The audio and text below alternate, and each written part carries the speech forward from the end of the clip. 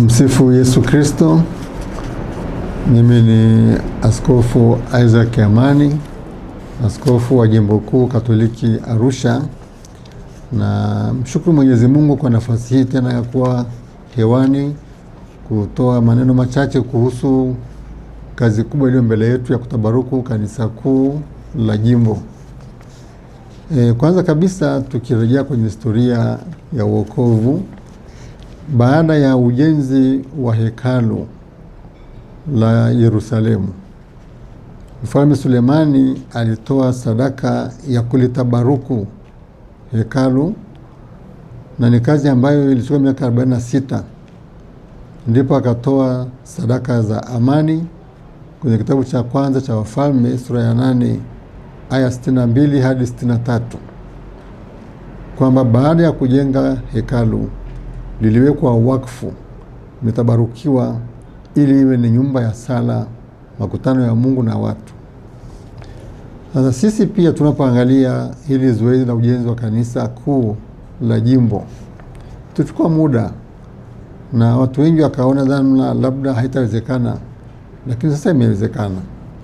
Kwa hiyo hata sisi yatupasa tumshukuru Mungu kwa kutuwezesha kujenga kathedrali. Kathedrali ni sura ya jimbo, inaonesha umoja wa jimbo, inaonesha uhai wa wanajimbo, inaonesha pia juhudi za wanajimbo kuweka mawazo pamoja, kumwekea Mungu mahali pema, mahali pazuri pa kukutana naye, ndiyo hekalu, ndiyo kanisa la jimbo. Lakini tunajua pia kwamba hilo ni jengo. Uhai wa jimbo sio jengo. Uhai wa jimbo ni hawa waliojenga kanisa hilo, wa Kristo, waamini. Waamini walio hai kiimani, waamini ambao wako hai kijamii, waamini ambao kimaendeleo wanatambua wao ni jimbo gani na yawapasayo kama wanajimbo wanachangamkia. Kwa hiyo kuna sura ya jimbo, ndio kanisa kuu, lakini kuna uhai wa jimbo, ndio waamini wote, walei, watawa na waklero kwa pamoja. Basi sisi sasa hivi tunasali sala ya kuomba Mungu atuwezeshe kushirikiana kuadhimisha hiyo siku ya kutabaruku kanisa kuu. Tutaiweka wakfu nyumba ya Bwana tarehe 7 mwezi wa 8 mwaka 2026. Sasa tunahitaji kuwa na muda wa kujiandaa, muda wa kujiandaa kiroho kwa tendo hilo kubwa la kutabaruku kanisa kuu la jimbo. Kwanza ni nia kumshukuru Mungu kwa kutuwezesha kufikia hatua hiyo, lakini pia nafasi ya kumshukuru Mungu kwa ajili ya kuwaombea wale wote waliojitoa kwa hali na mali hata kuifikia siku ya kutabaruku nyumba ya Mungu. Hii ni hatua ya maana sana, inatia moyo. Tunarithisha kizazi kijacho juhudi zetu na matumaini yetu vile vile. Lakini pia itakuwa ni nafasi ya kuliombea jimbo letu baraka. Tumeshajenga jengo, tuko hai, watakuja wengine ambao wataendeleza mipango ya imani na uchungaji hapa jimboni. Kwa hiyo tunajiombea sisi wenyewe wanajimbo.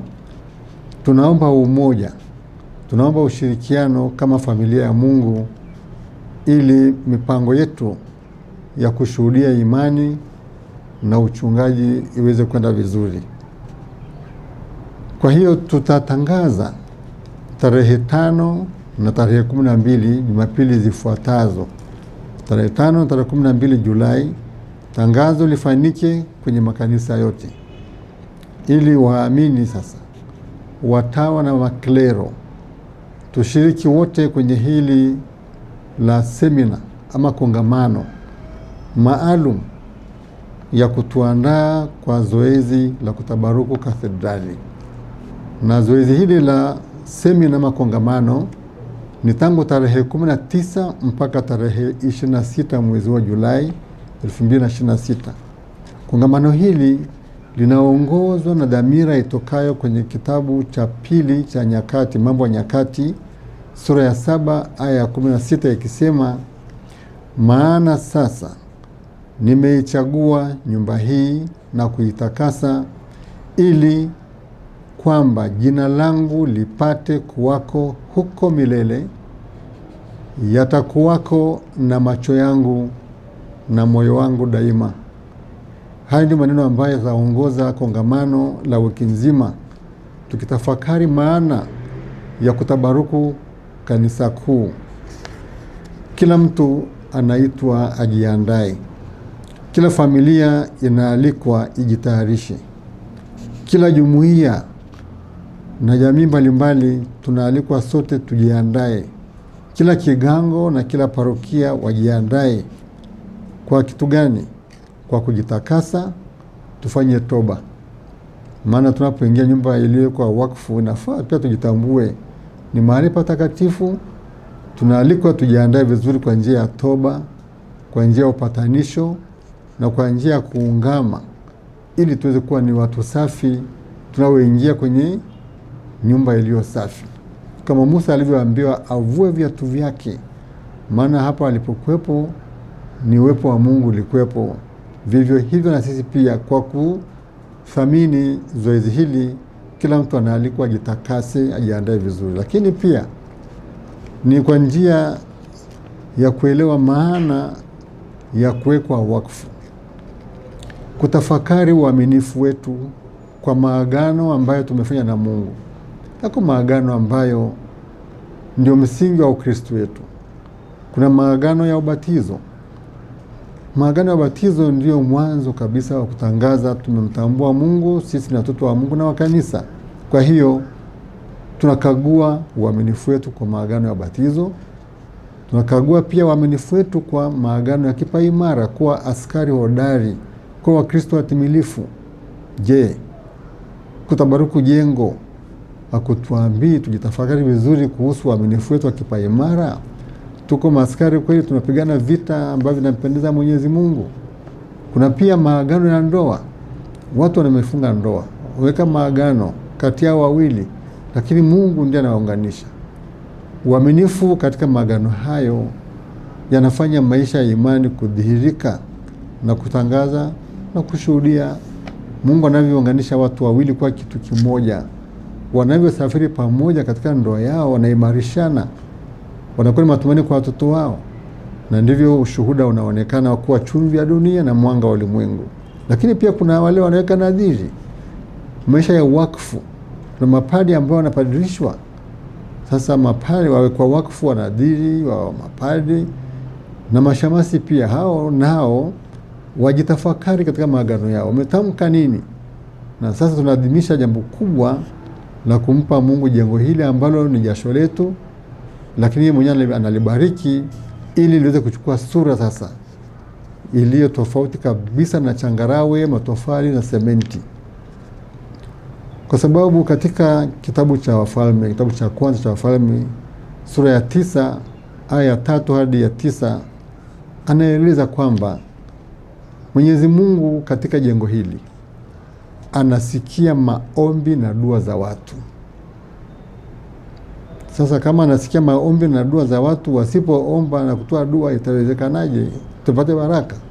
Kwa hilo la kwanza, ile kutabaruku, tunaweka nyumba hii sasa iwe wakfu, niwe ni mahali ambapo tunakutana na Mungu wetu, kwamba yeye mwenyewe anasikia, ana masikio ya kusikia maombi na dua zetu. Kwa hiyo tuende pale kuomba na kutoa dua zetu. Lakini ya pili, amelitakasa.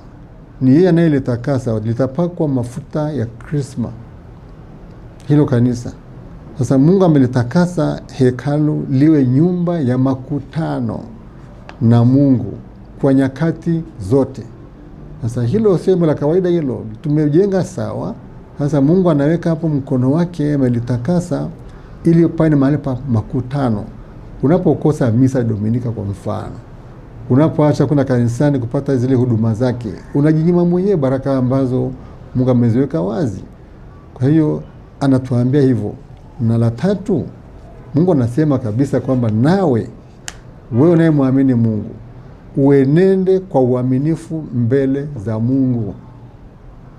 Kuna faida gani kuingia kanisani unatoka ulivyoingia bila kupata baraka zake? Kwa hiyo nawe uenende kwa uaminifu mbele za Mungu kwa kushika amri zake na sheria zake na hukumu zake kwa ukamilifu wa moyo na uadilifu. Mungu anaahidi kwamba ataimarisha maisha yetu, ataimarisha matumaini yetu, ataimarisha uhai wetu ili atuvushe tuingie kwenye umilele. Hivyo kwamba tunavuka kutoka mambo yanayoonekana na kuingia kwenye mambo matukufu yasiyoonekana na ya milele. Kwa hiyo ndugu zangu wapendwa, tunapofanya haya matayarisho, naomba kila mtu ashiriki kikamilifu. Hilo kongamano limetayarishwa na mtu ambaye ana uwezo mkubwa sana kutuangazia kuhusu kutabaruku kanisa letu, hekalu letu, na hivyo jimbo tupige hatua kubwa ya kwenda mbele kwenye umoja, mshikamano, na tupate baraka kutokana na hili zoezi. Na karibisheni nyote. Matangazo yatakayofanyika tarehe 5 na 12 ya wahamasishe kila mmoja wetu tuweze kukutana kwenye kongamano la tarehe 19 mpaka 26 Julai, maandalizi kwa ajili ya kutabaruku kanisa kathedrali Jimbo Kuu Katoliki Arusha. Mungu atubariki. Karibuni nyote, tujiandae kwa hilo zoezi. Tumsifu Yesu Kristo.